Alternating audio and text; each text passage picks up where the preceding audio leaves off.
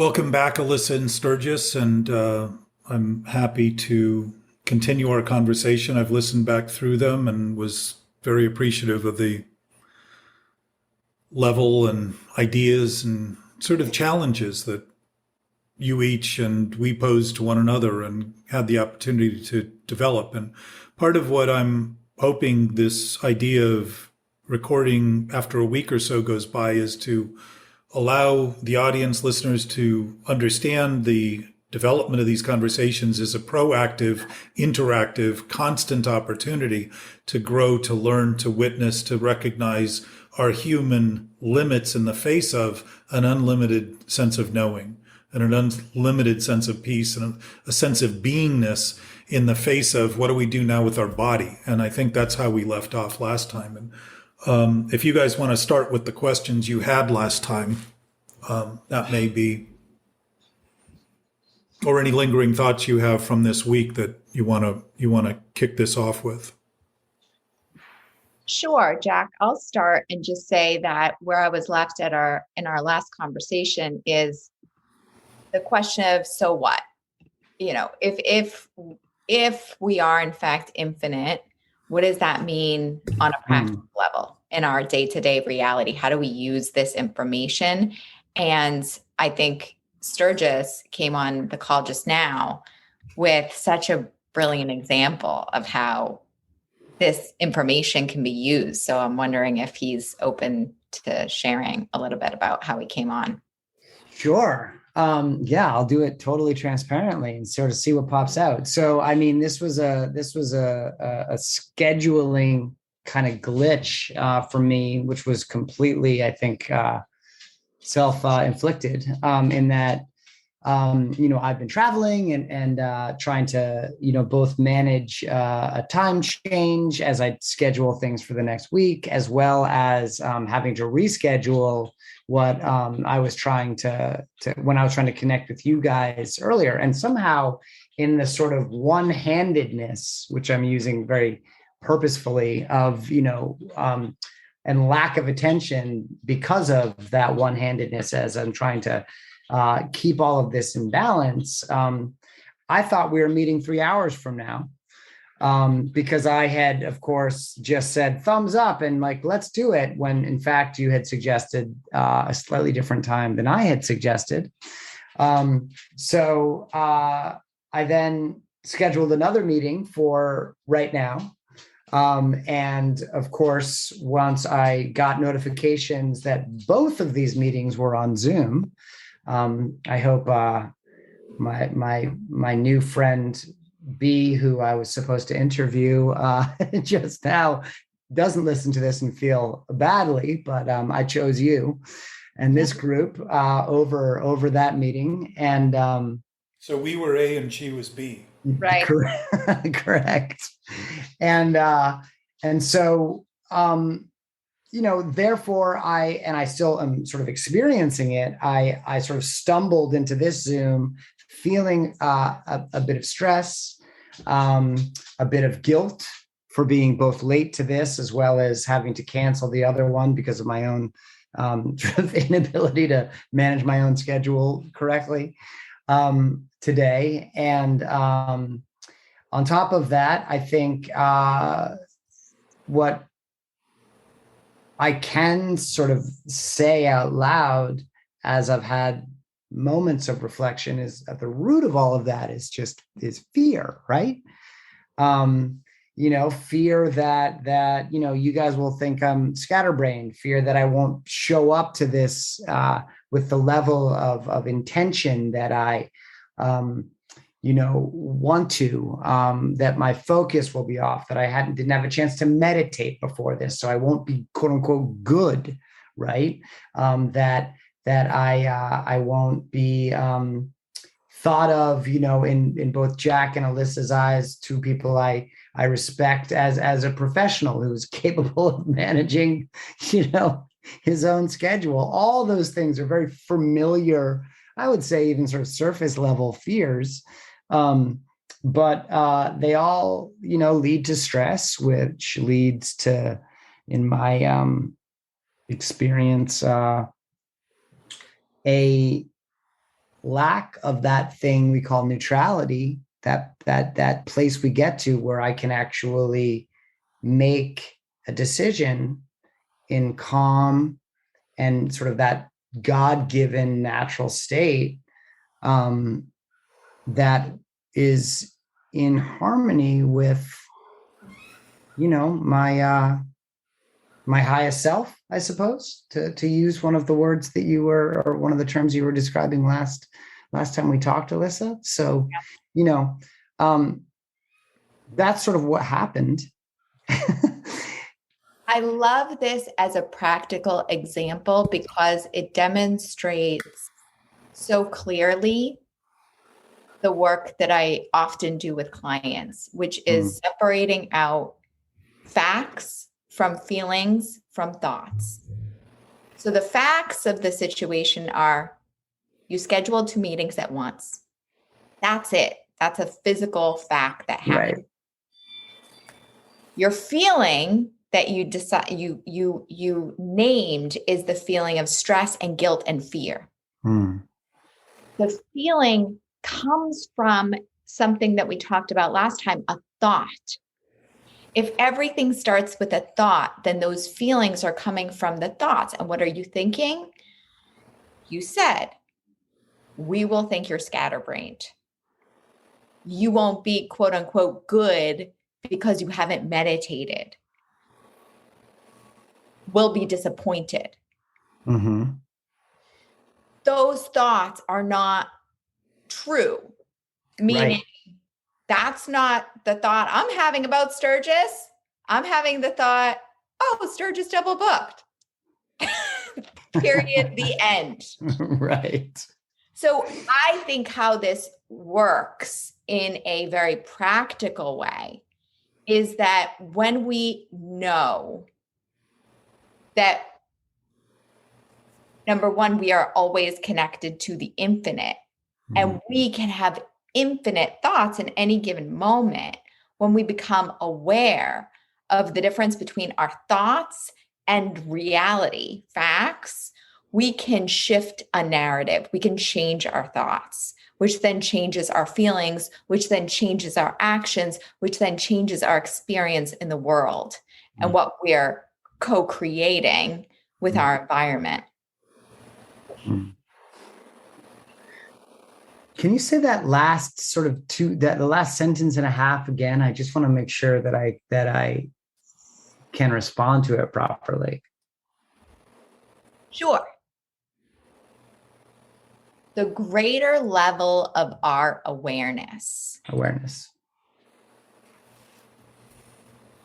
gives us the ability or access to change our thoughts, which change our feelings, which change our actions, which change our experience in the world and our ability to co-create with reality.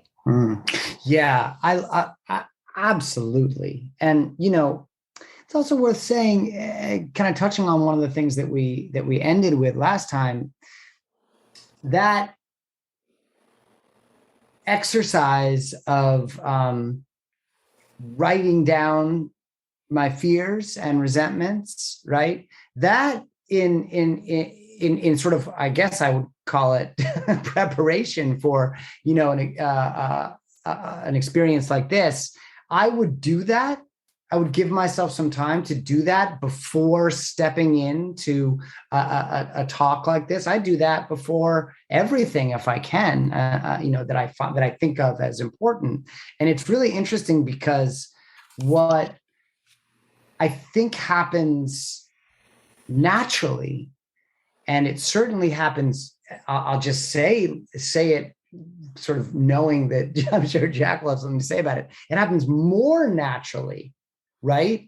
When I do this in preparation, the awareness starts to feel clearer for me.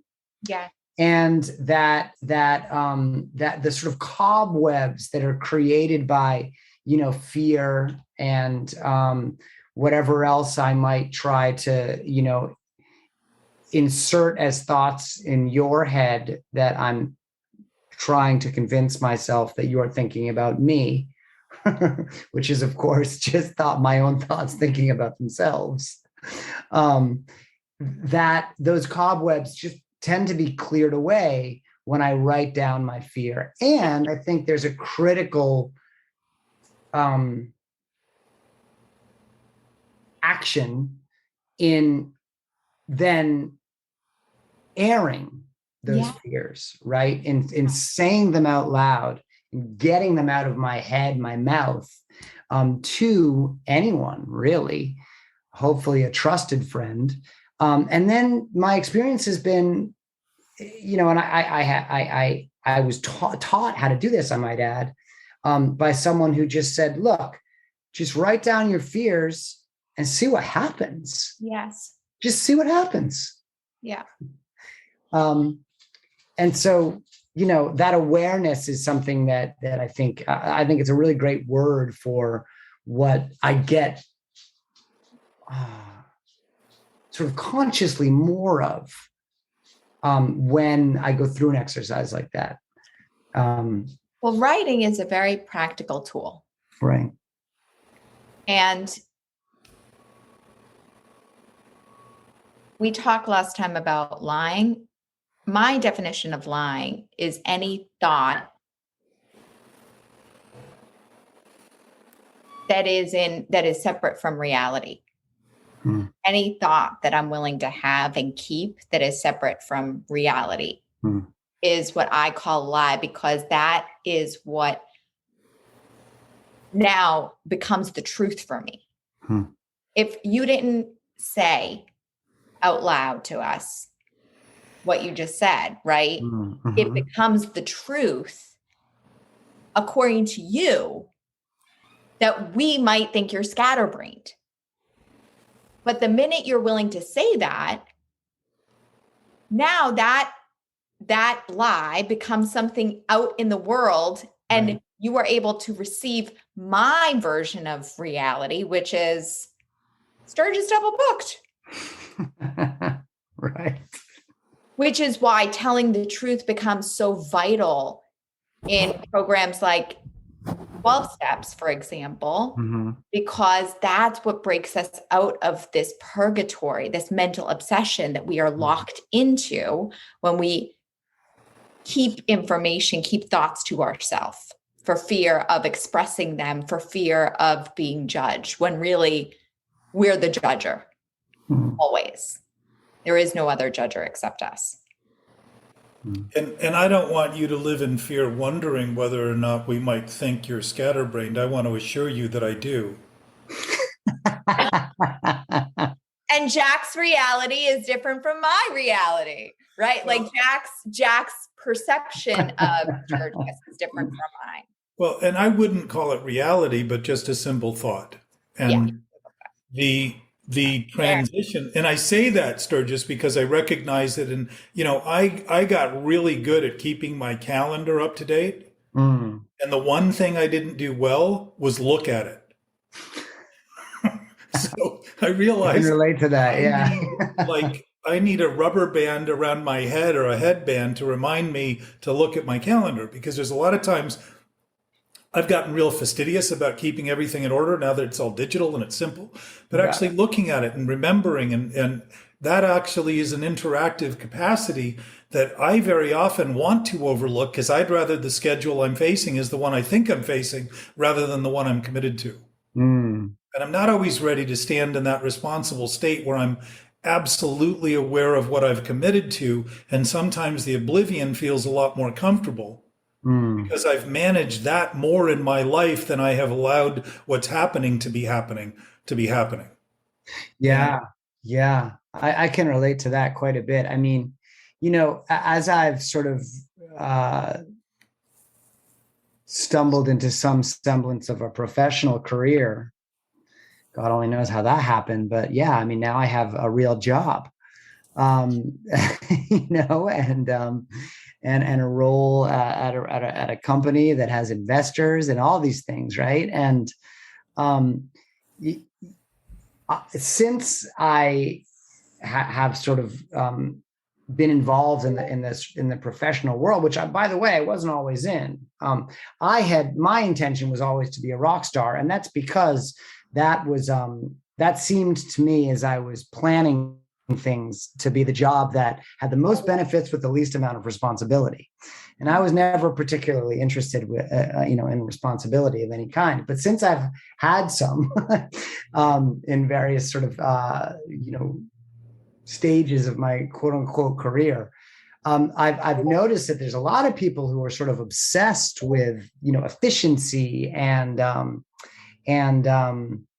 these tactics to manage your schedule and get more out of your day. And I still am admittedly incapable of completing a to-do list that I make for the day, the hour, or the week, almost ever. And it turns out there's lots of exercises to be, that you can apply to that.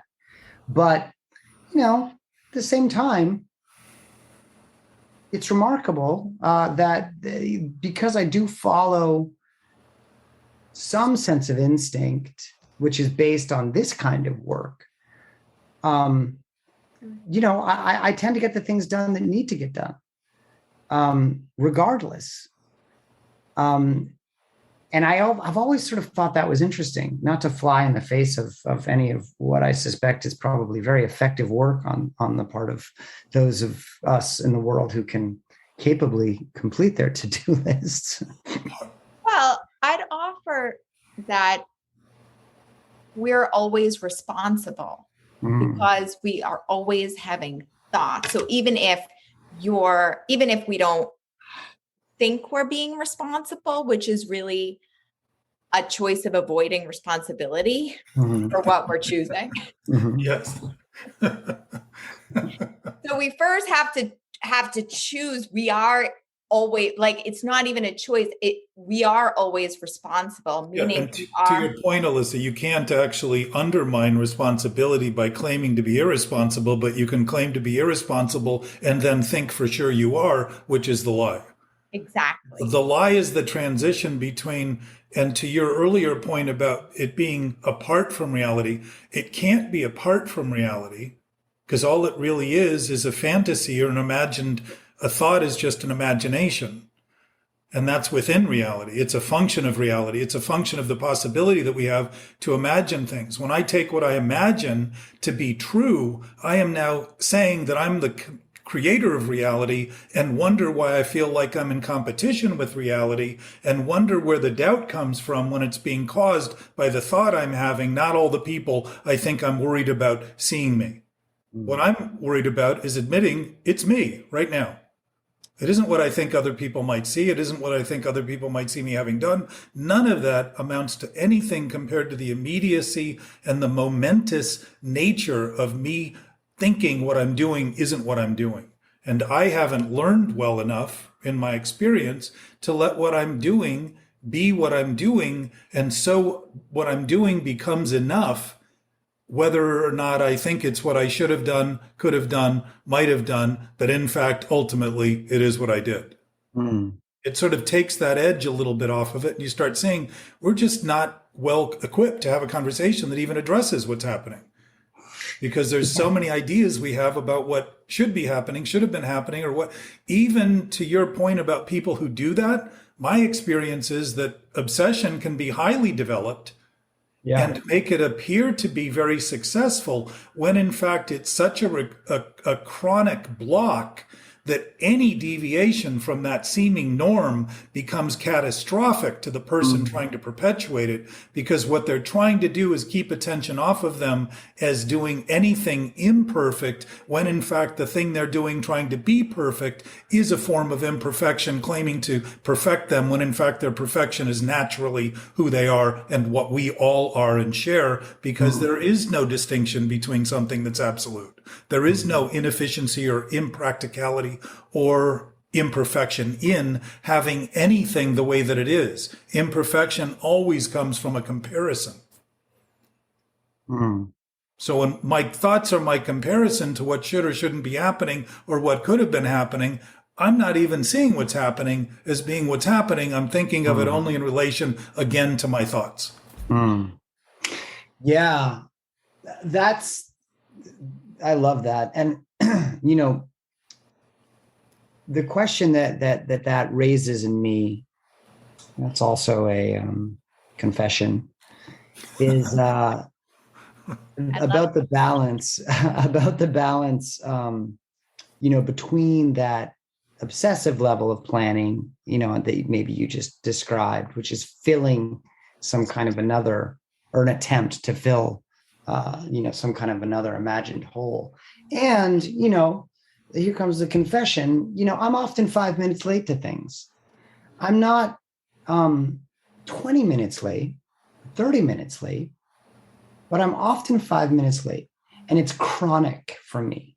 And it is something that not only it's been pointed out by those who love me dearly, who are more of the 10 minutes early kind, who I tend to surround myself with, I might add. Jack, I notice you're one of those people, and who take this particular, element very, very seriously, as I suspect they should. My wife, for instance, is deeply offended. Not only when I am 5 minutes late to an appointment we had, or even getting out the door on time, as have my parents and other loved ones and friends been.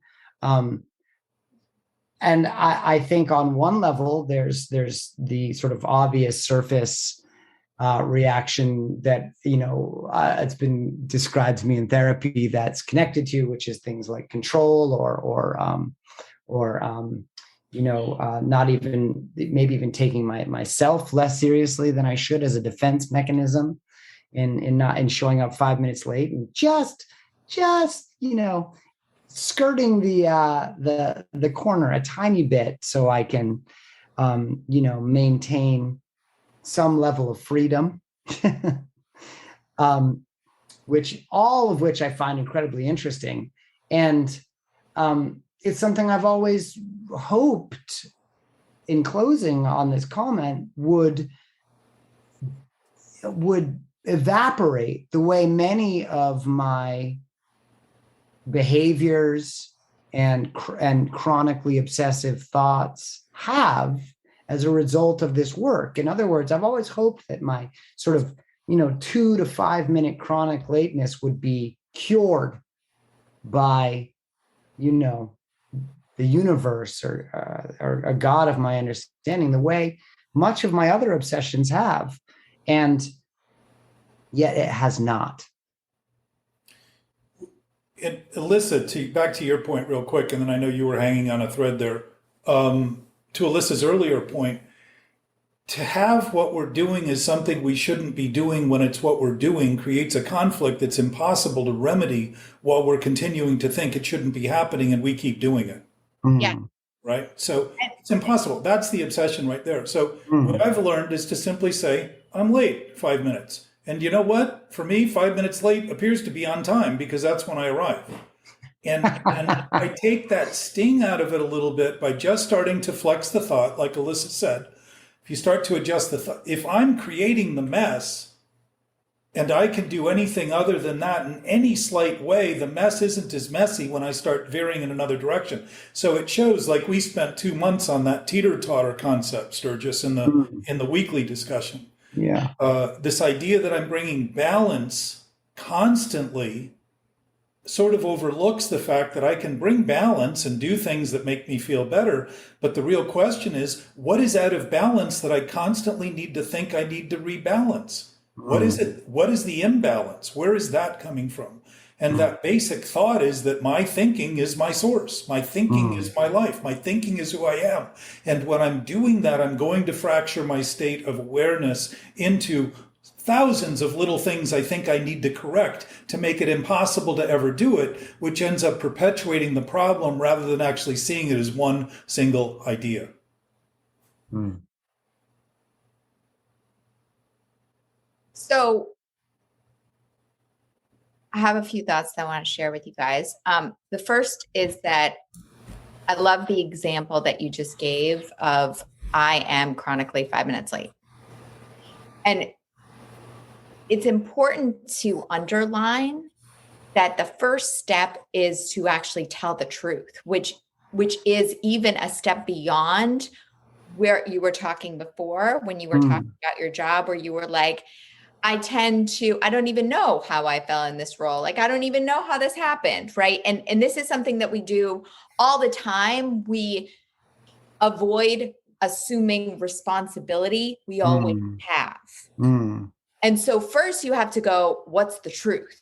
And you got yourself to that point, which was, I'm chronically 5 minutes late. So that is a step in and of itself that is critical to actually break the mental obsession. If you never assume responsibility you've always chosen, you are choosing a conflict, and you will keep you in the obsession because you are in conflict with reality. So then you say, I'm chronically 5 minutes late.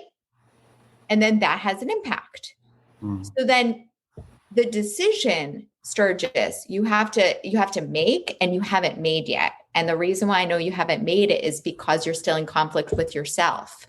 The decision is to accept you're 5 minutes late, like Jack said, this is when the meeting starts, or to change the behavior of being 5 minutes late and really be willing to take that on.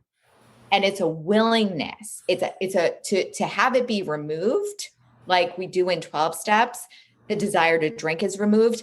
That is because we are brought to our knees. The gift of desperation, they say in Alcoholics Anonymous, is because we become so willing, so desperate to have that behavior be modified. It is removed because of our willingness, our deep desire. So like, which in the very essence, in our thinking, we surrender those thoughts. We're willing to let them go, which is the antidote to a mental obsession, in my opinion.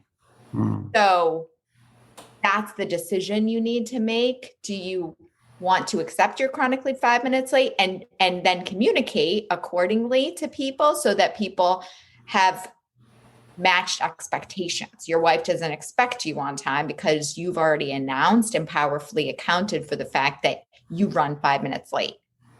Or do you want to change that behavior and then become willing to start like surrender that and really be accountable for it?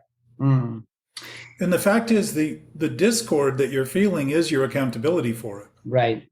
That is, in fact, a reckoning that's absolutely clearly denoting that you are responsible and you know it, and you're acting irresponsible and you know it's irresponsible to act that way, or there wouldn't be any discord in that. So in a way, the thing that seems to be the thing condemning you and that's so putrid about what you're doing is actually your clear admission. You know exactly what you're doing. You just don't think you do, because within the confines of thinking, you're stuck in a loop over, I've got to look good, but apparently I need a little more attention than looking good enough. So I need to draw a little more. My sense is that all of these compulsions come down to one simple thought: that we're alone, we're apart, we're separated, we have no other source than our thought, and we're constantly trying to hammer our thought into the peg that it can't make because it isn't truth and real until it concedes truth and reality as being truth and real, and then begins to express truth and reality. And all of a sudden, you'll start being 5 minutes early 50 times and say, I used to always be, it wouldn't even make an impression that you were doing it right, because you wouldn't be overcoming anything. You'd simply be conceding, if I said I'm going to do it, I'm going to do the best to do what I say. And if I can't do what I say, I'm going to adjust what I do before I have to end up causing other people any disruption in their life. Now, I don't do that well all the time. I do my best to do it. Being on time is one of, I think the concept of being on time, if you think of the double entendre there, we're beings operating at a human level on time. We're human beings. We're discussing how our life forms experience time. and space? And how are we guiding this vehicle that we've been given through time and space?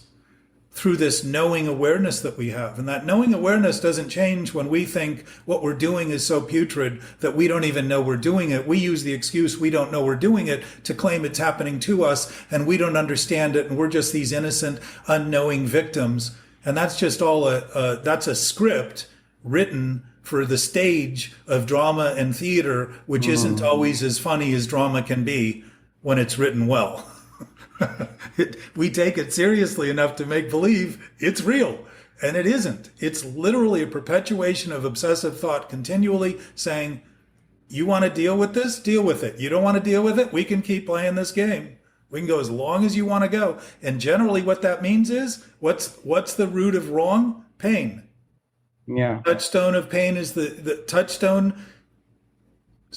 What does the book say? Spiritual pain is the touchstone of spiritual growth, or pain is the touchstone of spiritual growth. Why? Because it almost takes me having to be insufferably hurt before I finally concede I'm involved. And if that's the case, that tells me that I think my self-will is still going to win, and that I can will myself in thought through something. I can create the problem and then claim not to want to have the problem, and think that somehow I can extinguish one or the other, while they basically keep each other in a neutrality of constant, permanent, obsessive thought. Yeah. Because it's like joke. If any of us wrestled ourselves, you could never win. We'd be equally weight, we'd be equally strong, we'd be equally knowing what to do. There would be no potential win. Yes. It would just create a no win all the time, and there's no loss. It would just never end. That's what chronic thinking is this consistent opinion. We can deal with all the little compulsions, or start to see that they're really all in the context of one single, seemingly disconnected thought, that thought's my source, thought's going to fix it if I rely on it harder and longer. Just like when I drank, I used to think I could control and drink and enjoy it. As long as I maintained that thought, what did I do? Drank to prove it. What did I do? Drank. Why? Because I'm trying to prove I could control it. Pretty insane to think drinking more would be proof I could control it, but it's exactly how addiction works. Yes. So if I haven't been willing to notice that the absolute is absolute no matter what I think thinking is going to take charge, has power, and can do for me what I can't otherwise seem to get done, when in fact it's already been done and given me in no uncertain terms, in absolute knowing presence that's always available, and I just simply don't want to see it and look at it because I want to think I can outmaneuver it and outthink it and strangle it somehow. And the imposition of those thoughts are all the feelings we have. As Alyssa pointed out, the feelings accurately, when I feel less than, I'm having thoughts that are less than infinite.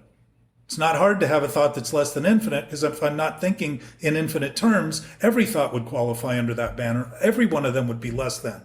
But when I start seeing they're simply thoughts, they're imagined, and start letting them be imagined, they become incredibly flexible and see-through and don't seem dense, and neither then do I act in dense ways, because that brightness and enlightenment starts being expressed because I'm not busy trying to pretend it isn't even there, when it never leaves.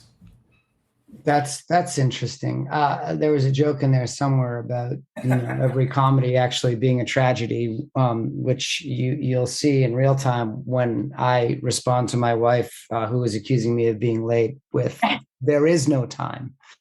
But the connection I was making, though, is one I haven't made, but I just did when you were describing that, Jack, which is, I remember when, I was first involved in the 12 steps,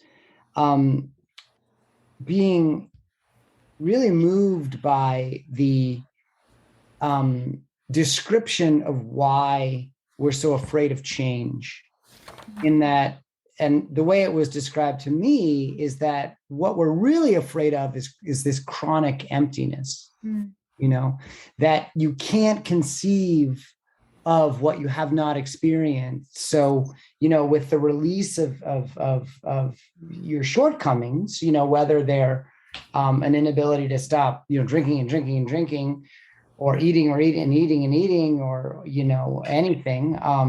And for me, this continues to be the case, even if if I'm dealing with things like anger or procrastination or even chronic lateness, right?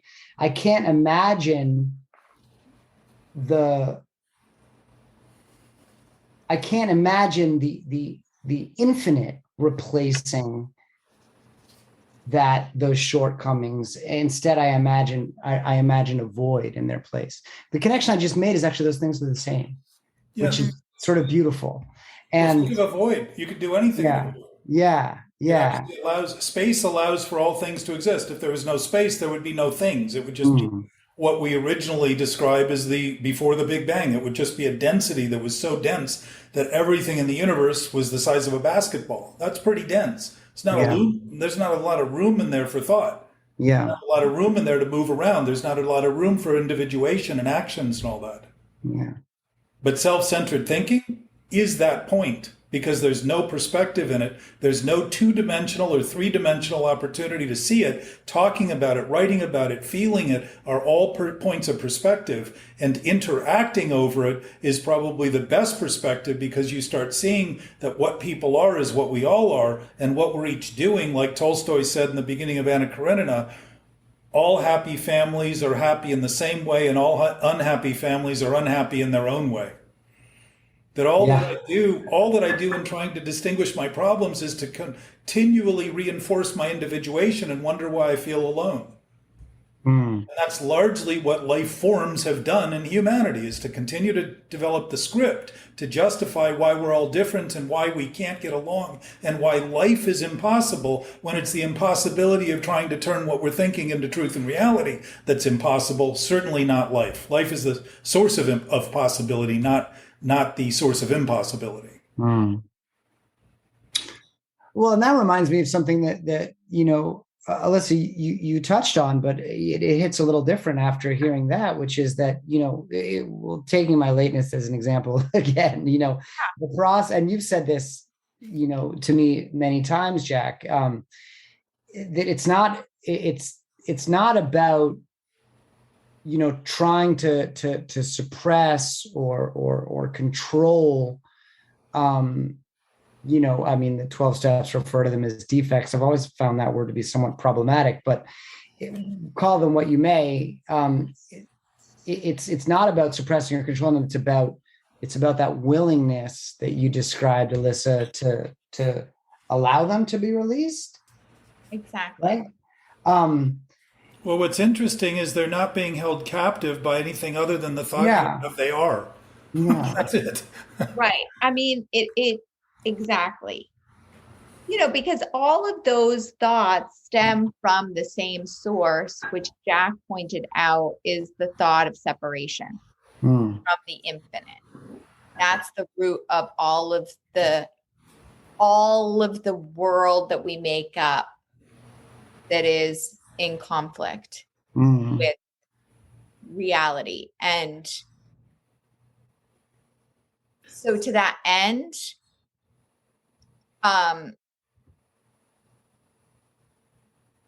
the chronic emptiness that, say, an alcoholic or an addict experiences is the feeling of living in a thought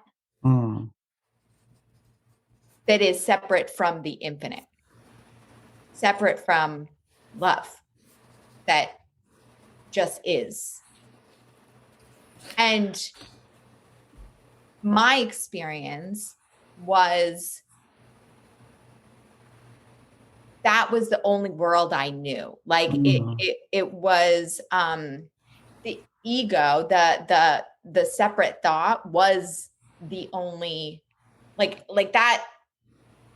that was my truth. Therefore, if that didn't exist, what did exist? Like the lie becomes the truth. Does that make sense? Like the lie becomes reality. Exactly what addiction is. Exactly. Right. Where the lie becomes truth and the problem becomes the solution. Exactly. And as Jack said, it's like drinking bad milk. When we drink bad milk, we want to spit it out. The body's reaction is this is bad. It's repulsive. It's repulsive. So the chronic emptiness is the repulsion, because it's simply a lie, what we're proving. Well, and Alyssa, also, it's you just described it, because if you even describe your world as only the world you thought of, and then that became your truth, neither of those things are true. And so it would require a constant addictive attention to maintain those thoughts. And those thoughts have no basis in reality. And there's your emptiness. You've taken nothing and turned it into everything, just like the problem becomes the solution, just like the lie becomes truth. The opposite. Addiction is a twist of everything. It's an attempt to make believe. Sturgis, when you said you can't imagine the infinite could take that away, that means that what you think is infinite are those thoughts that you're constantly obsessed with, because it's all you've been thinking about, and it once more reinforces thought as being everything, when in fact thought is just an imagination. And when you were talking, Alyssa, about, I thought what I made up was all that there was, we can make up anything we want, and it doesn't conflict with reality at all when we say it's made up. I made it up. We even call our makeup, and forget that we made it up and make believe it's true and real. And we're even talking about it as made up. Right. It's a little deceptive to be doing what we're doing in open language and not noticing what we're saying and using those words to condemn us rather than see they actually free us. There is, if I make something up, that's what great literature and great movies are made of. That's the fiction that great stories are developed out of. There's nothing wrong with those stories, but if the actors made believe they were the parts they were playing in the movie, they'd all think they were facing death when the movie ended, and that's how we feel when we're doing those things. My sense is we are not afraid of the unknown. We are afraid of what we know, because to admit it would dispel all of the fear that we've been clinging to these ideas with and justifying that bully us into the sensation of thinking it's the only thing we can do, when all it is a perpetuation of a lie. And the fear is actually saying to us, you're doing something that is threatening your and everyone else's existence.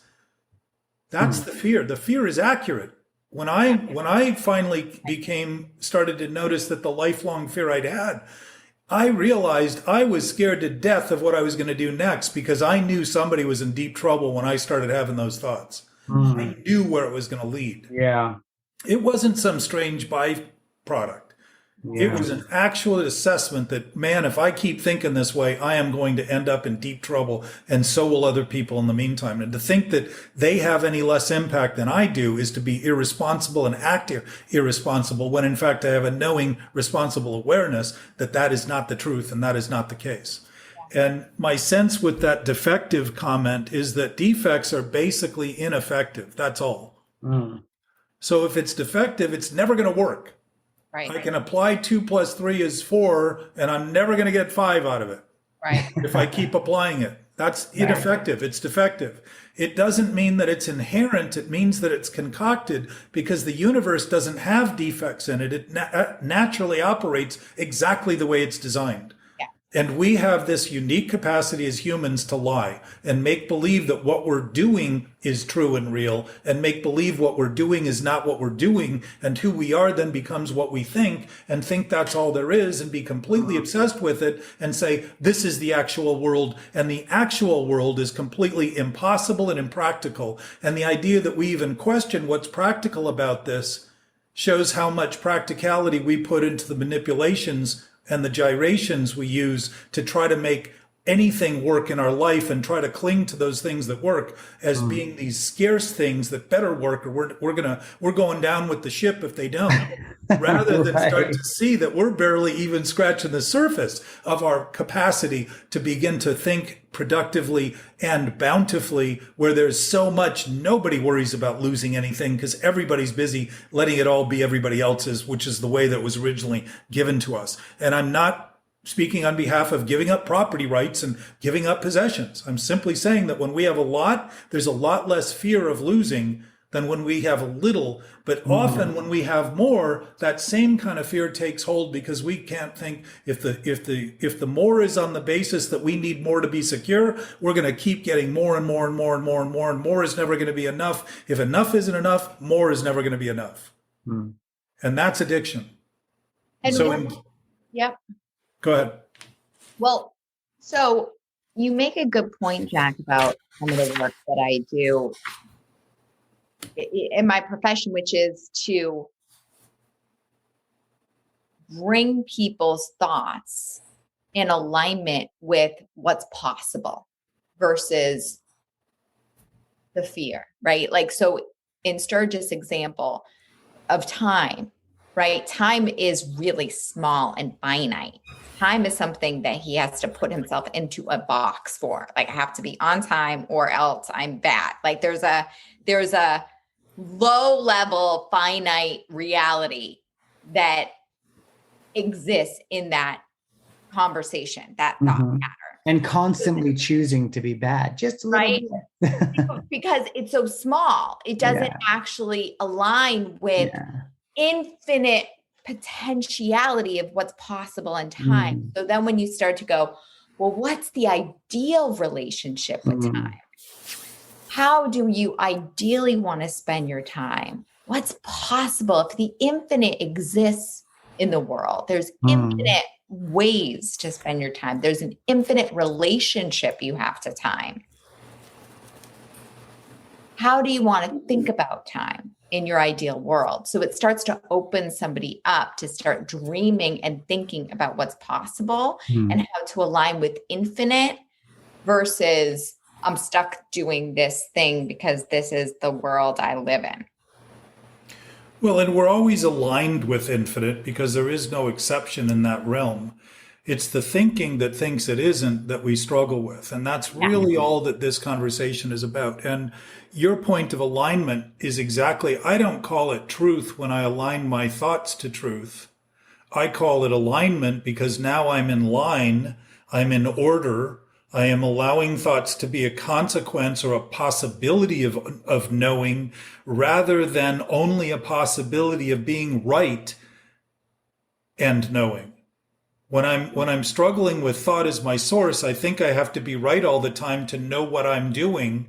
And if I'm not right all the time, then I don't know what I'm doing. And I feel desperate and lost when in fact I know all along because I'm not good at expressing the knowing nature of an intuitive knowing because I'm constantly using understanding as a source of knowing, which is always subject to more and more information, constantly flexible, constantly changing, and I'm trying to keep it still. And to think that that's the job of thinking is to put it under an undue level of stress that is a choice I make. It isn't something that happens strangely. It happens exactly as it should, as a dysfunctional expression of utilizing thought incorrectly and thinking of it as something that it isn't. And it's as simple as thinking of driving cars backwards and wondering why so many problems happen when you start doing that, and then thinking that cars need to be better to straighten the problems out. It's that same kind of thinking. If I was driving backwards, I'd run into things. If I'm thinking backwards, I'm running into things, thinking that somehow if I straighten all those things out, I'll be better, when in fact it's showing how insane I am to even go further than to stop. I know I'm wrong because I feel wrong. I feel bad. I feel imbalanced. I feel off center. I feel inadequate. I feel afraid. Something's telling me something's wrong. I can stop now and say, it must be something I'm thinking. And if I simply concede that, I don't have to go on one of those quests and searches for the time in history that I did that thing with that person or that person did that thing to me to straighten it all out, because I begin to create a union of peace with it right now by simply saying, I must be doing what I'm doing to cause this.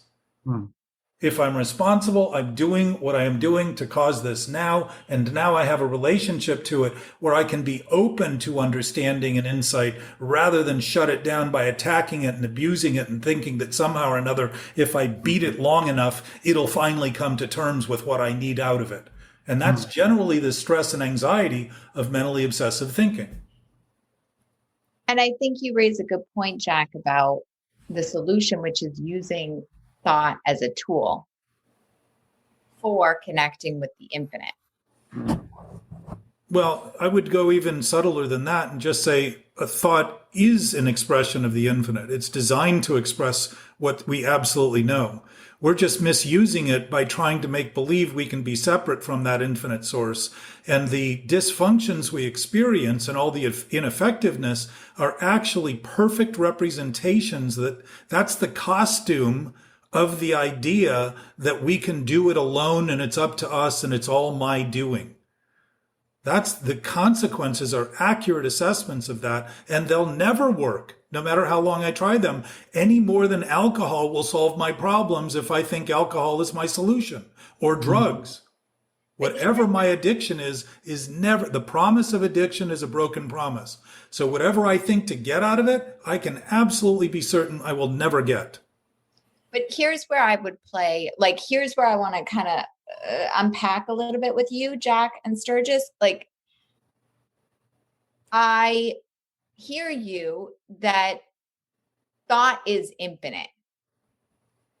Well, I wouldn't say thought is infinite when it's thinking things that aren't infinite. I would say that, but it doesn't separate itself from the infinite because it's still within the context. Thought's possibility, the possibility of thought is within an infinite realm. Right. Just like our bodies and this universe and this, the nature of everything being natural is all within that infinite realm. Right. What you're saying, correct me if I'm wrong, the possibility of thought is within an infinite realm. Not even within, but it's, it's hard to put words to it. So I use that as a contextual thing. The infinite isn't made possible by thought. Thought is made possible by the infinite. Correct. Right. Otherwise, reality would end when all of our brains stopped. Right. So the infinite exists. Yes. Thought is part of the infinite. Well, I would say everything we think is relative is not relative except as we think of it. Our bodies are designed to see it relatively because they're designed to function on a spatial basis, a dimensional basis. Our eyes tell us what distances are so we know how to climb and step and do all the functional things to get from here to there and to see you. And if I reach out to shake your hand, I have an idea of where your hand's going to be. I use the body for those functional purposes because this is it's like a vehicle. So here's where I'm going with this, Jack. Spacesuit. So we talked a lot in this conversation about using thought to justify the lie, what doesn't exist. Which is always a justification. Clear. But to go back to your point of using thought as a tool, we use thought to justify a lie. The conflict with reality. We've talked a lot about that, which is the mental obsession. So far, like you with me on that? Yep. Alternatively, so if someone says, I see that, oh my gosh, I get it. I'm obsessing about sugar. I'm obsessing about alcohol. Like I see that. And then what is the solution? How do I use thought for potentiality, for infinite? There's right? So there is a consciousness to shifting thought awareness, right? If it's within thinking, though, Alyssa, you're feeding the problem. If it's within knowing, that knowing always knows what's wrong because we wouldn't know what's wrong if we didn't know what was right. I agree with you. But then if we know, we have to align our thinking with that knowing. Okay, but part of what keeps it misaligned is thinking that it's not aligned when we think it's not aligned. To think it's not aligned is something thinking's doing. It doesn't malign our thoughts. It only maligns the thought thinking it's maligned. And that's the problem. It's only within the context of our thinking that we're suffering. It isn't, and it's a self-induced suffering that's caused. Yeah. So I hear all of that, but I also want to give people a way to connect with the alternative. So, Well, part of it will not come from repeating the idea that we're separate from that alternative as though it's an alternative. If the primary basis of our existence is the primary basis of our existence, it's not an alternative. It's simply the primary basis of our existence. And that concession, if you, like Sturgis, in your idea of the infinite not taking that thing away, having that struggle, it's really a misidentification of the infinite to imagine that your struggle is real, which is this tiny little thing over being 5 minutes late, and the infinite is incapable of dealing with it. Now, I say be a miscalculation of what the infinite is, which serves the thought you're having that thinks it's all that it is because it's all you're thinking about. Obsessive thoughts begins to be so commonly thinking that thinking is the solution that they think within thinking the thinking they're doing is new and different and they're going to change it. And all it's doing is refueling and refueling and refueling the same rocket. So, okay, it's always just illusion. So let me take a swing at this too, because Alyssa, I understand what you're sort of asking as well. And so the parallel I see there, bringing it back to that willingness we were talking about before, I'll ask this as a question, right? Like in the 12 steps, we're taught that willingness, right? That sort of, that being entirely ready, right? Means that we stop relying on our shortcomings to respond to life, right? We stop relying on our defects, quote unquote, to just respond to life, and instead utilize our inner strength or our connection to the infinite to respond to fear and difficulty and ask for help. Could it be that being entirely ready in the way that Jack is describing, in some senses or in all senses, means stop relying on thinking or wrong thought to respond to life? All we're doing is we've always been ready. We just thought we weren't. And that's all that it is. Right. Okay. It's just the thought I'm having now that I'm not, that I'm defending. It's not the 17 billion thoughts I've had over the years thinking that I'm not whole and complete. It's the one I'm having now about the 17 billion thoughts. Right. Those thoughts now as part of the story and ballast to make believe that I can't get the hot air balloon off the ground because I have more weight connected to it than I have lift. And the fact is, if I'm always connected and I'm saying now I need to do something to get there, it's what I'm thinking now that's keeping the impression that I'm not there here. And as a result, I'm preoccupied here with thoughts that aren't true. Thoughts that aren't true. From a practical, sorry, Sturgis, I'm sorry. Well, just to complete that thought, like just to to close the loop on it, at least, if the practical way to course correct the sort of wrong thought, right? Knowing that course correct is going to be a problematic term for Jack. The way to utilize the inner strength as opposed to the wrong thinking, Jack said something in other conversations that I've found to be very effective. The practical way to do that is to just go, I'm up to something. Now. What about the practical solution of, I don't know? Well, that's a lie. And say more about that, Jack. Well, discuss. If the infinite, absolute, all-knowing, omniscient, all-being presence is knowing, it must know, right?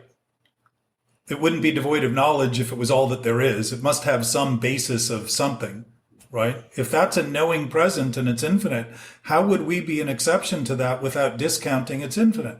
It would have to be infinite minus one, which would mean it's not infinite, because infinite isn't a mathematical calculation. It's a concept that exceeds mathematics. It's something that doesn't fit into this universe. So The impractical nature of what's impractical is thinking that obsessive thinking can get better and become more practical with more of the same will that generates it, and thinking that self-will is going to solve it while it fuels it.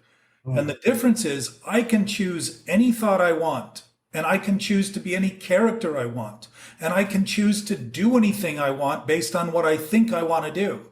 And I am not condemned to any of it or to repeating that performance that I've decided to make any longer than the action I've taken.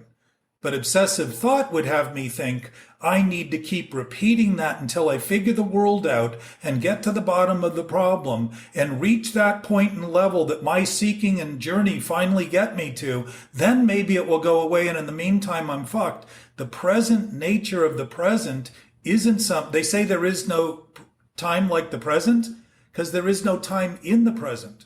The infinitesimal inability to fraction off, if the present is always new, which is why we head to the future, we don't head back, we head forward, because it's always new. If it were always old, we'd be going backwards.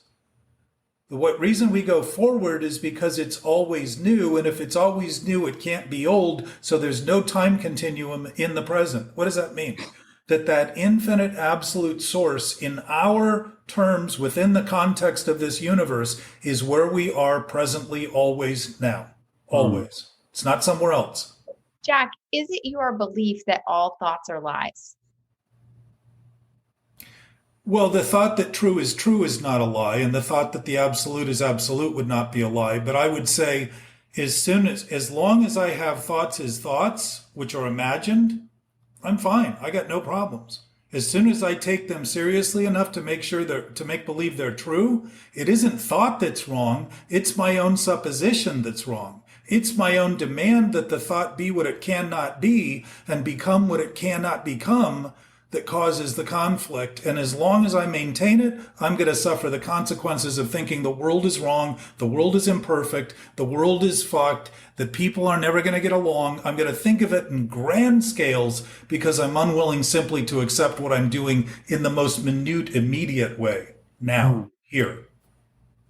So no, I don't think thoughts are all lies, but I think thoughts that are held as true are lies unless they're thinking in absolute terms. And my sense is that's what we're designed to do, is express. Our fulfillment is expressing thoughtful thoughts. And every voluntary action we take starts with a thought. It doesn't happen randomly.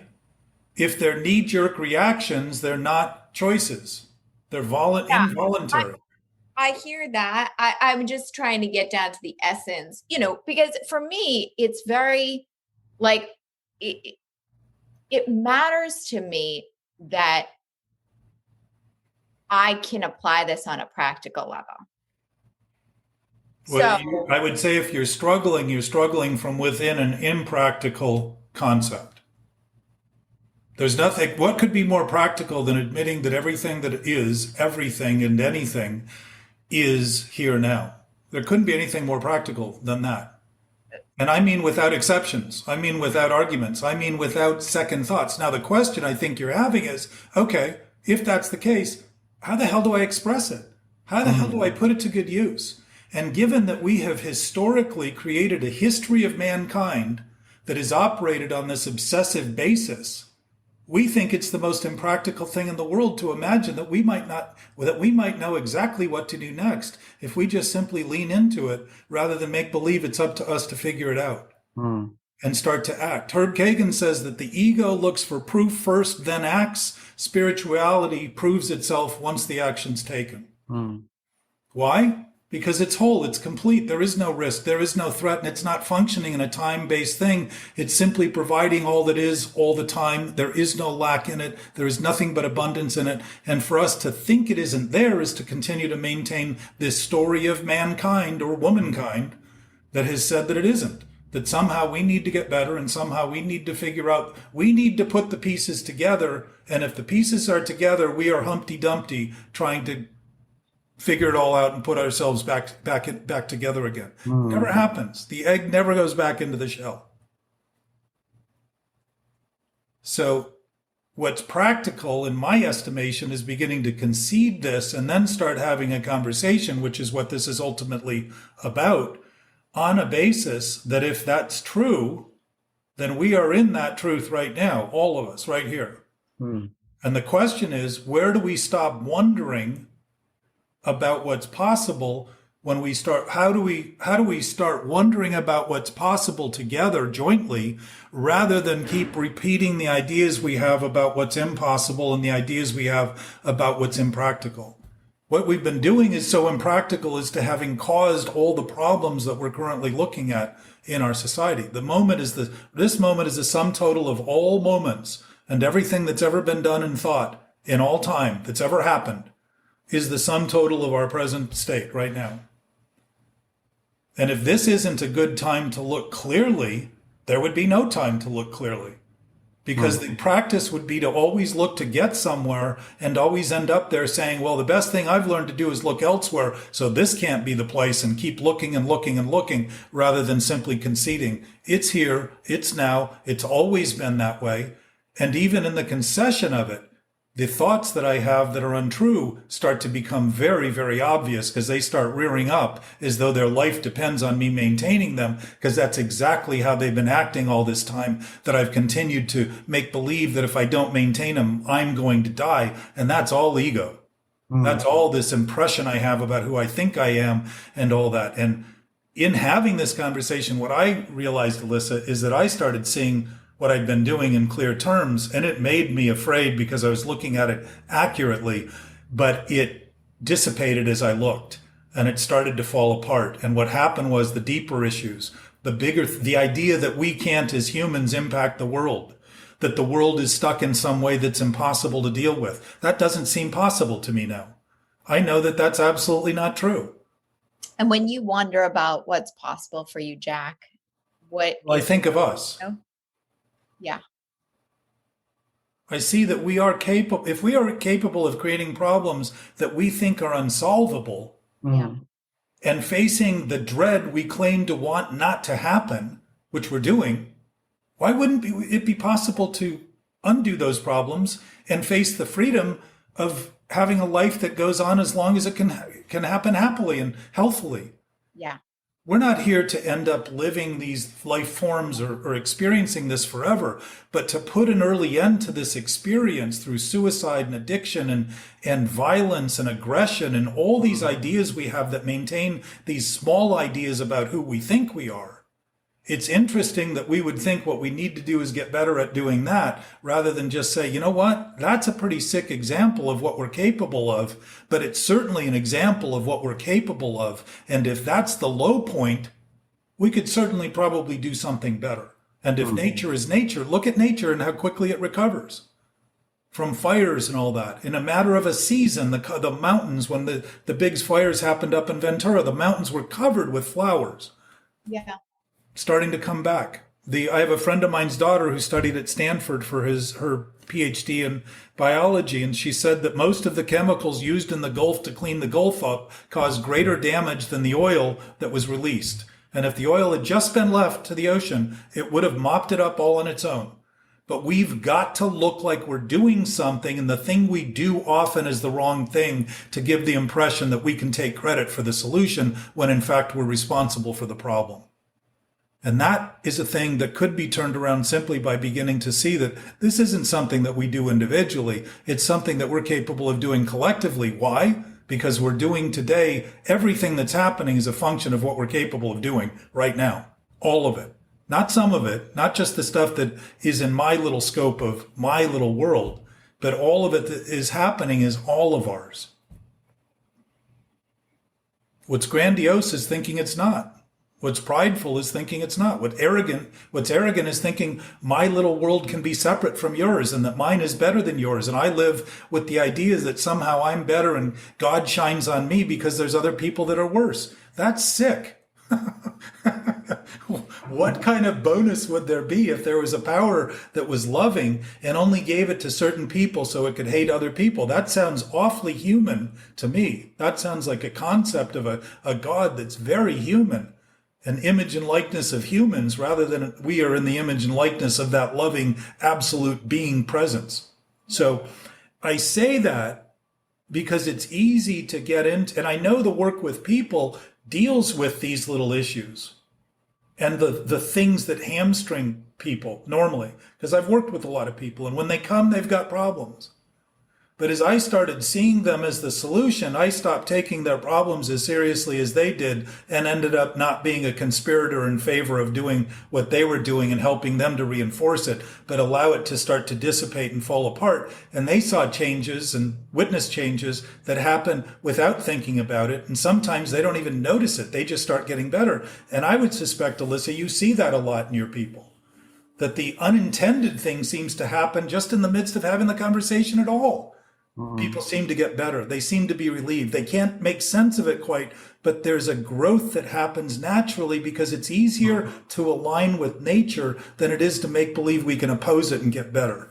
Yes, absolutely. And I like that. I also I like that word. What word? Absolutely. Absolutely. Thoughtfully. Yes. One of the things that I've really experienced in my work is when you start to ask the questions that are expanding questions, that connect, that are questions of wonder. What becomes possible? What becomes possible in the infinite? It's really hard for people to do because we're so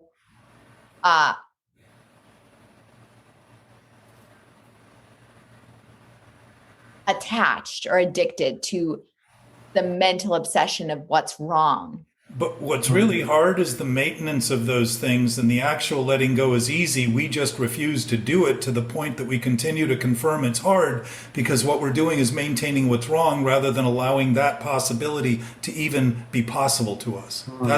That's exactly what that turning point is. Yes. I suspect in people. Yes. And then you're standing in the turning point. Yes.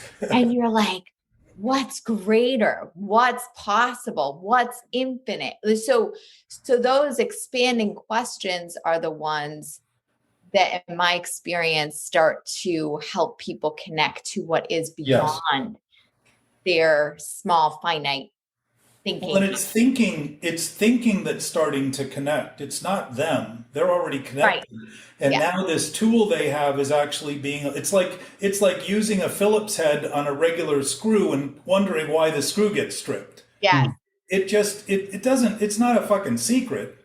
It's just a natural consequence of what we're doing. So the natural aspect, my sense is us being here. And to your point last time also, because this ends up landing on both of the questions you guys both asked last time about practicality and how do we communicate this. When I begin seeing it as something someone already has, it's a lot easier to talk to them because I'm in no rush to get them there because I know they're there. Yeah. And it doesn't mean I wouldn't love you to speed up and see that glimmer rather than some of the defeative facial expressions I witness people when they're facing the things that are defeating them. But I notice that those things are just accurate processes they're going through and starting to recognize if these things aren't true, which you said you suggest to your clients or patients earlier, right? If the things aren't true, to tell and remind people that our thoughts, there's an old saying that our feelings aren't facts. And my suspicion, it's because feelings are actually accurate about the thoughts we're having, but the thoughts we're having are not facts. So when the thought is empty and devoid, the feeling's probably going to feel less than and bad and wrong and all those things. So it literally lines up, and the body lines up to actually give us a very good roadmap.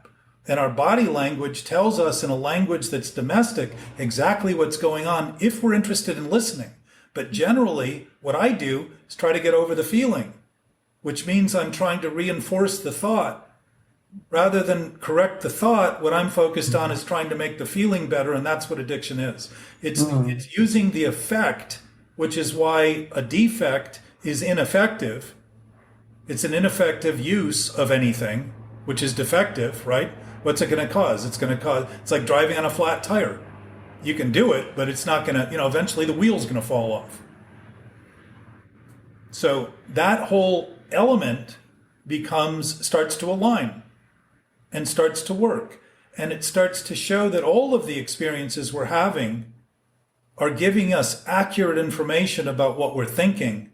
If we begin to actually recognize that what we're thinking isn't true and real, but when we hold it to be true and real, we think there's nothing we can do about the world we're living in. And it's a hopeless, pitiful place to be that's depressing because nothing's going to change. And what's interesting about saying nothing's going to change is that everything within this relative world is always changing until you look at everything. And when everything's changing, the one thing that isn't changing is that everything is changing.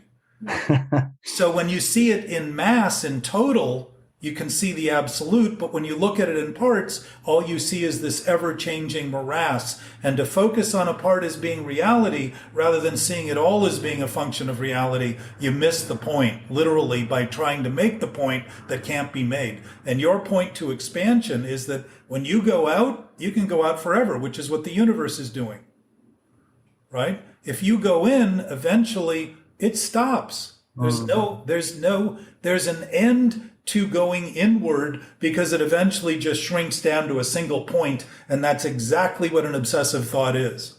It thinks it's its own little world, and then it collects other thoughts. The mass of matter that thought has collects a universe of other thoughts that surround it. And when anybody gets near that universe that has thoughts that are contrary, we feel threatened because our whole solar system that isn't even in the sun is threatened. It's all in this darkness inside this void that we seem to be thinking.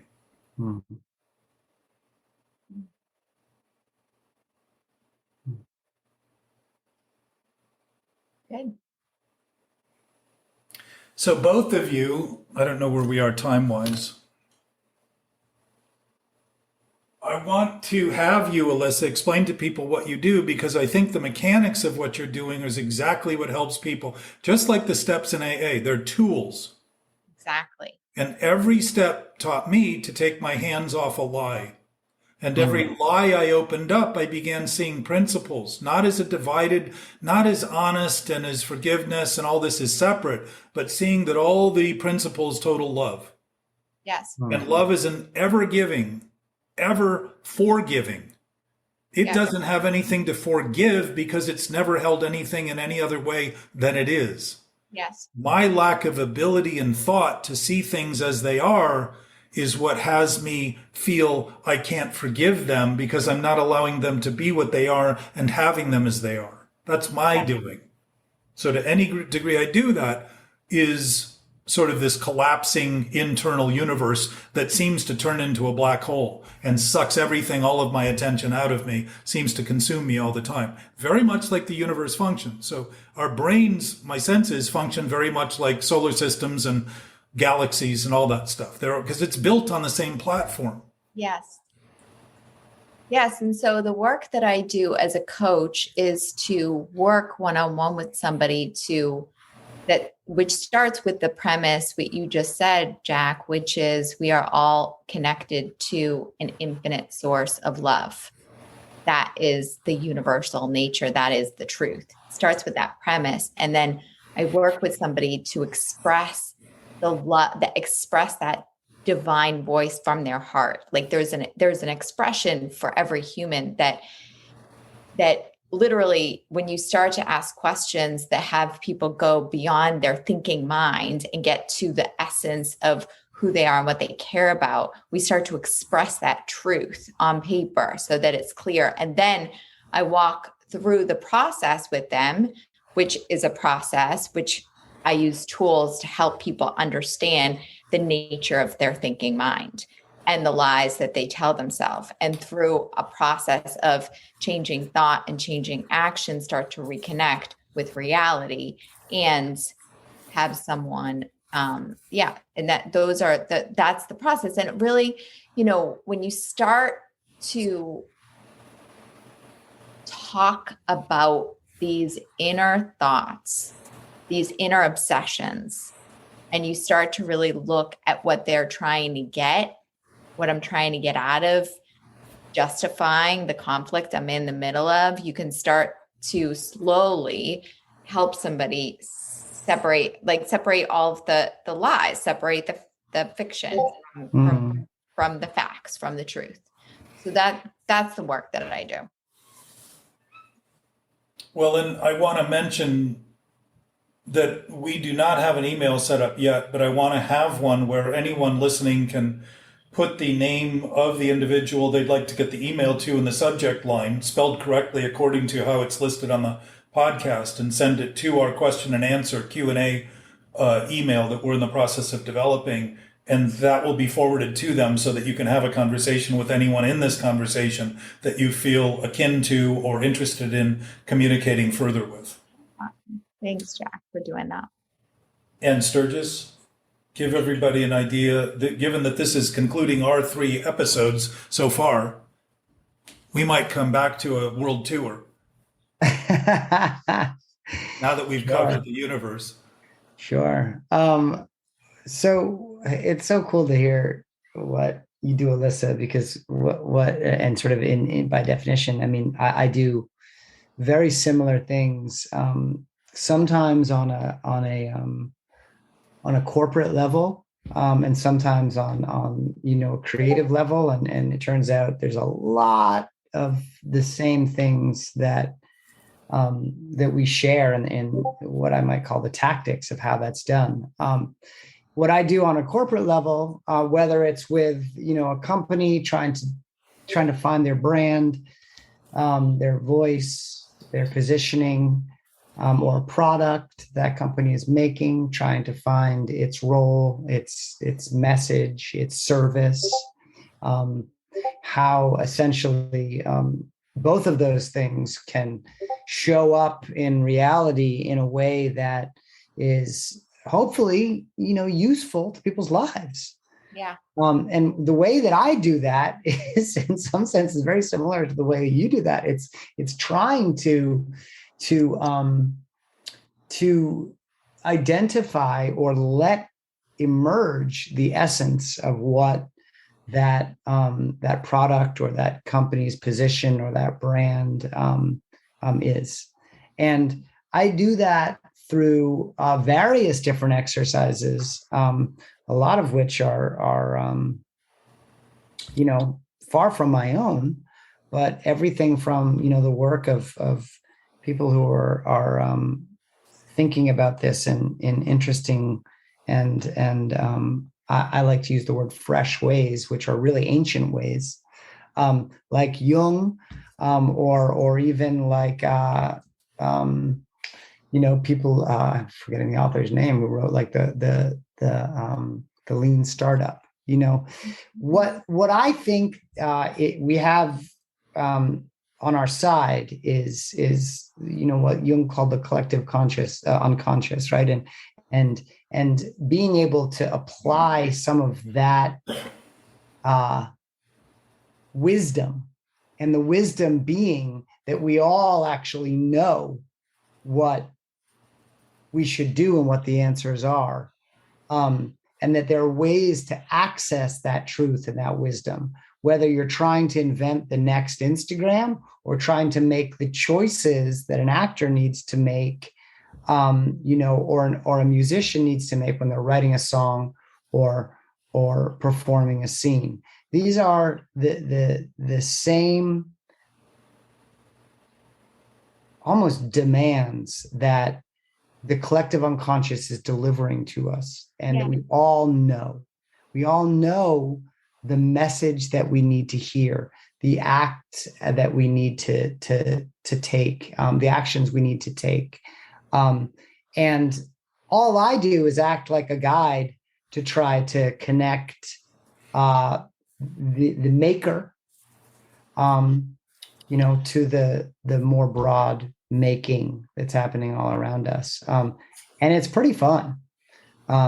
You make me think about a good point, which is also something that I teach from A Course in Miracles. It's a spiritual textbook of psychotherapy. It's the lessons, 365 days of lessons to change your thinking from fear to love. And one of the concepts in A Course in Miracles is that I'm the faucet, not the water.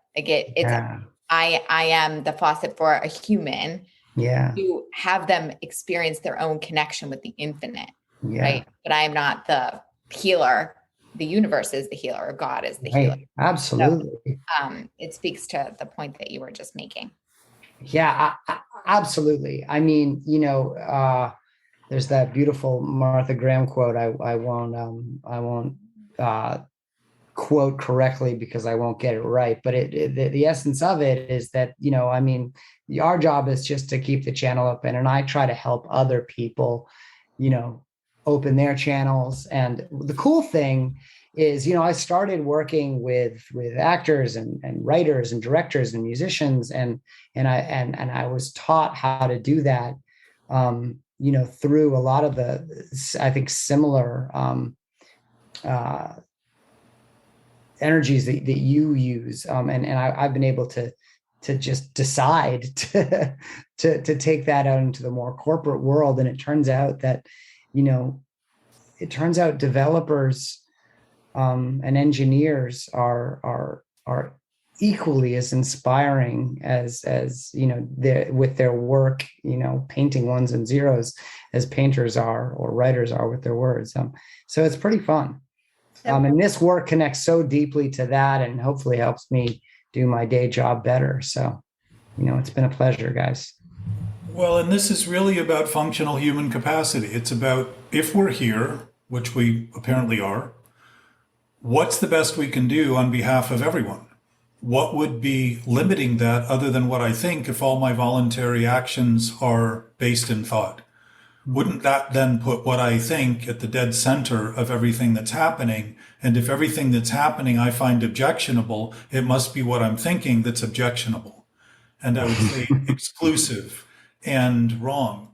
And something to just go away with is we still talk from such a self-centered, thought-centered basis that we think an infinite channel can be closed, and we need to figure out how to open it.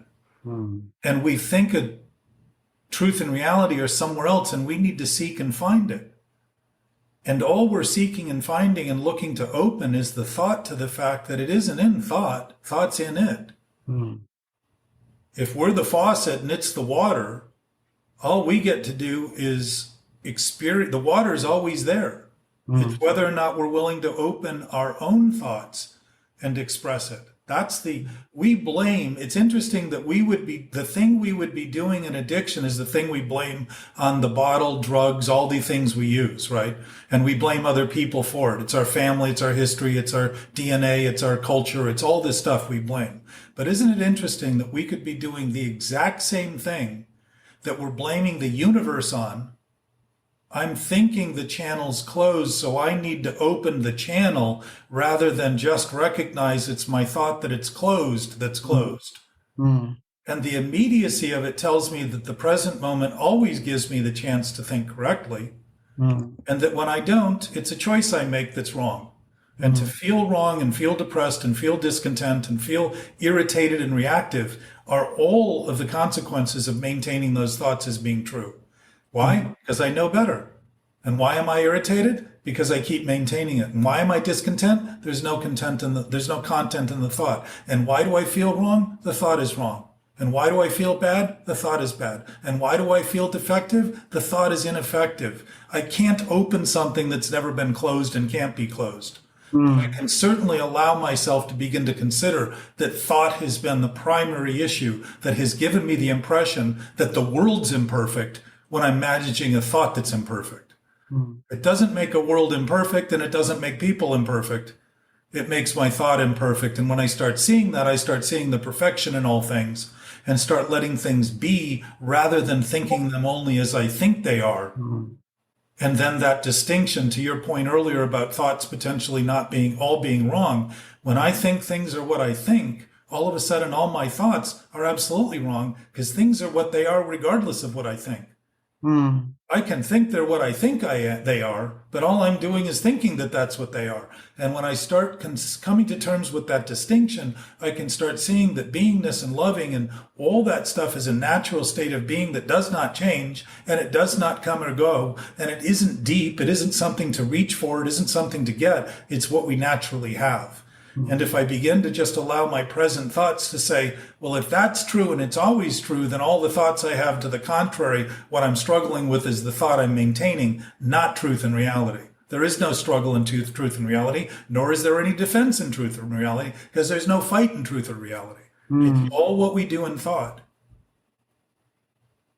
That's a fundamental flaw in human thinking, and it's only as fundamental as each of us maintain it now, because it isn't there other than our own complicitous cooperation and our own idea that it's up to us to figure it out, rather than say, it's already figured out. Now, having already been figured out, help me see what I'm doing wrong so I can begin to undo the wrong I'm doing. And really begin to unravel it and let it go. If you take a twisted rope and hold it, it's going to remain twisted. If you let it go, it will naturally start to come apart. So those twists are self-inflicted and self-infused, self-imposed and self-induced. And I love the chance that we get to do this, just like I do in having treated the symptom of alcohol and drugs. What we do in the rooms that we go to talk to each other about those things, we do here about all of those things that we do in terms of compulsions and all of the reactive defensive things that we do, because they all fall under the exact same banner. Whenever I'm reactive, I'm defending something I know is not true.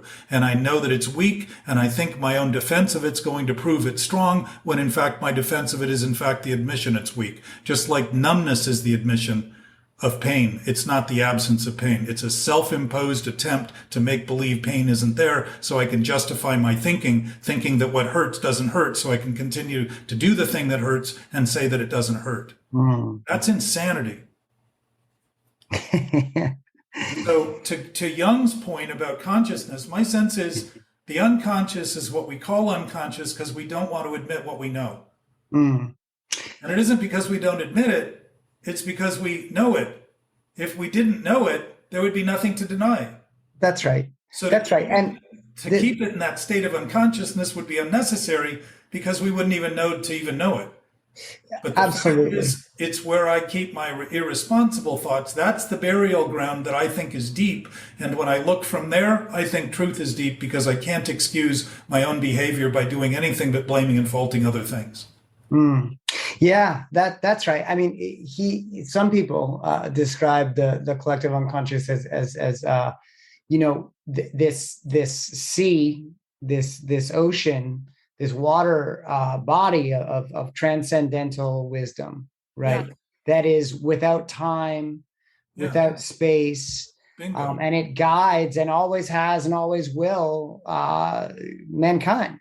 Right? Or womankind, all kind. So allowing that expression is stymied only by what we think about it that's wrong and what we think is true about what we're thinking that's wrong. That's the only thing that holds it back. It doesn't hold itself back. It doesn't condemn us. We are the condemners when we do these things. That's what this conversation is about, is unraveling it and looking and exploring exactly as you said, Alyssa. Really beginning to pose the idea of what else? Let's talk about bigger rather than small so that our focus doesn't once again begin to preoccupy itself on putting my hand in front of my face and thinking everybody else has fingers in their face. Yes. Seeing everything only through fingers or through darkness. So that knowingness is what we know. And we absolutely know it. We just don't think we know it. Yeah. That's all that it is. It's so much simpler than the grandiosity we've given it, imbued with all of the complicated methods. And as anyone speaks of it, others become more aware of it because it becomes more obvious that they know what they know and they've always known what they've known. They just haven't thought they did. Yeah.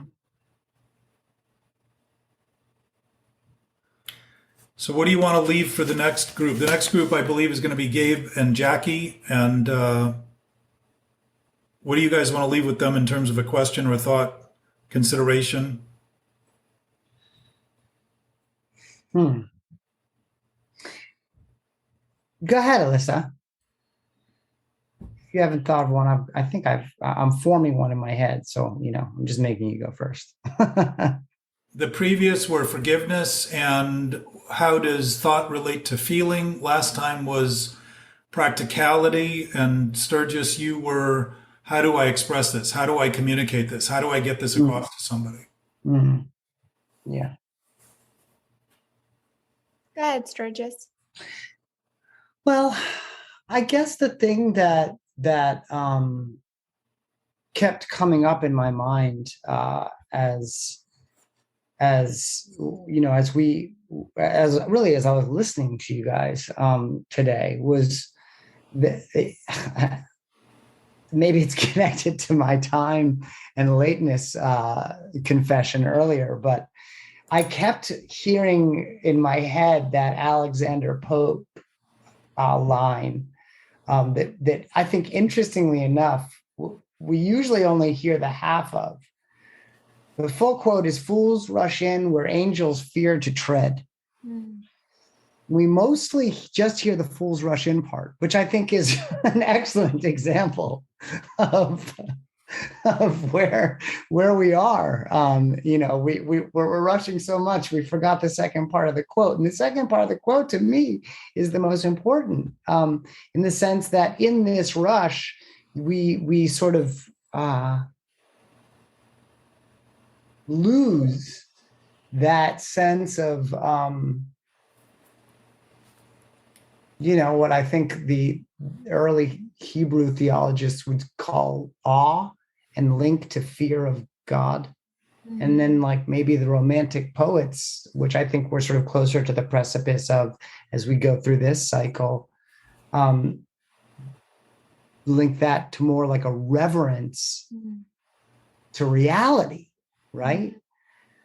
The access to that is what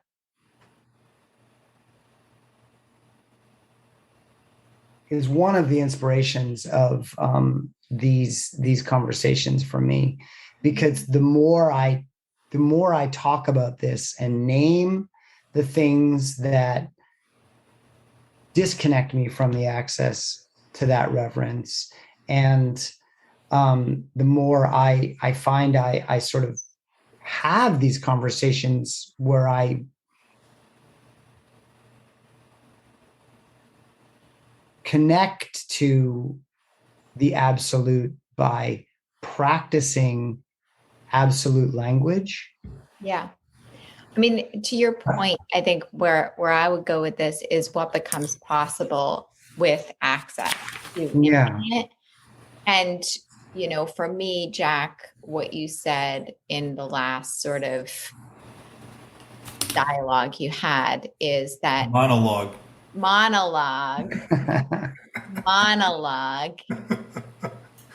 is assuming responsibility for our knowing.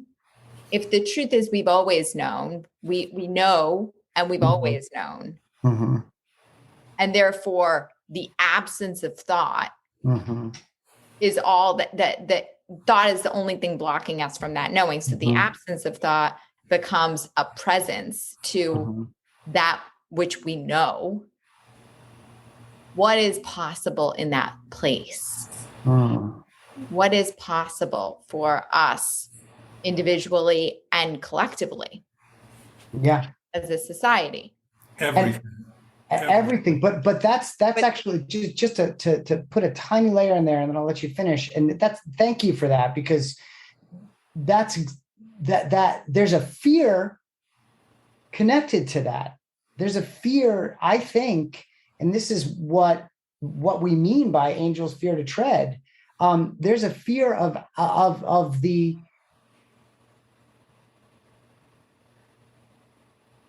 presence of such powerful absolute, that there's a terror we've talked about when for forever it's been written about fear of God, right? But I think we have it backwards, though. Yeah, we have it backwards. So anyway, sorry to cut you off, Alyssa. I just wanted to add that layer. I'm with you. My sense though is that the angels are afraid of lacking and being numb to the absolute awareness of awe that they have. Yeah. not the fear of the awe that they have. It's all been turned The around to opposite support the contention that thinking is in charge. is the And sun. fools rush in where angels fear to. I mean, think of the cross and Jesus's sacrifice.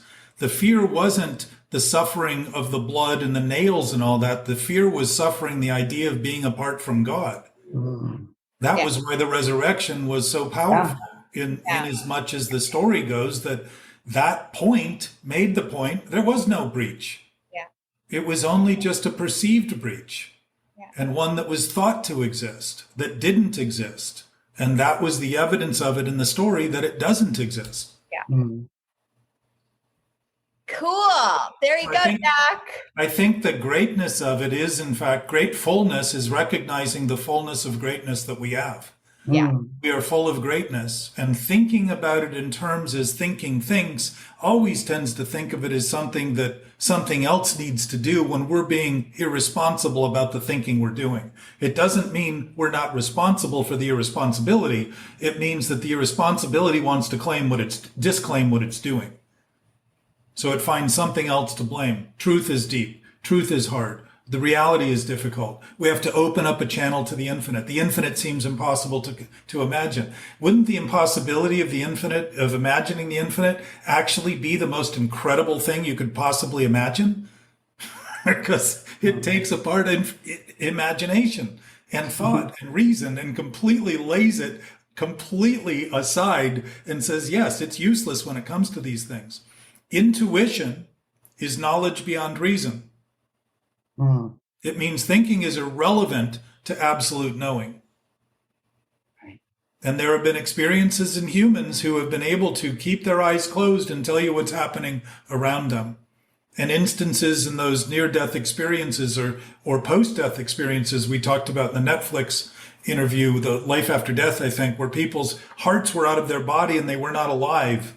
And they were watching everything happening in the room. And I think that's, before I so rudely interrupted her, I think that's sort of what you were maybe laying the ground for as a question, Alyssa, is that near-death experience. Why must we have to almost die in order to wake up to the awareness of the reverence for reality, right? So this is the ground I would lay in. Please interrupt me if I'm off course as to what the question you were suggesting was, but how can we have more access to that reverence? We can't, but we can think we do by beginning to express within thought things that are accurate, and the natural awareness will grow immediately. And the chance to begin to witness it will be happening in a way that we can't do while we're chronically trying to make believe it's up to thinking to get there. It's just automatic. It's automatic and it's natural and it's absolutely the way it's designed.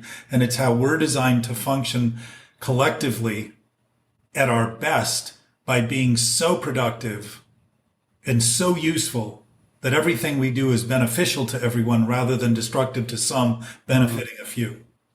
A very different form of even imagining. And it's our nature. It's easy to have nature be nature. It's difficult to make believe that nature is sick and insane, and that that's the premise of our existence, and we need to overcome it. It's very difficult to come from that basis.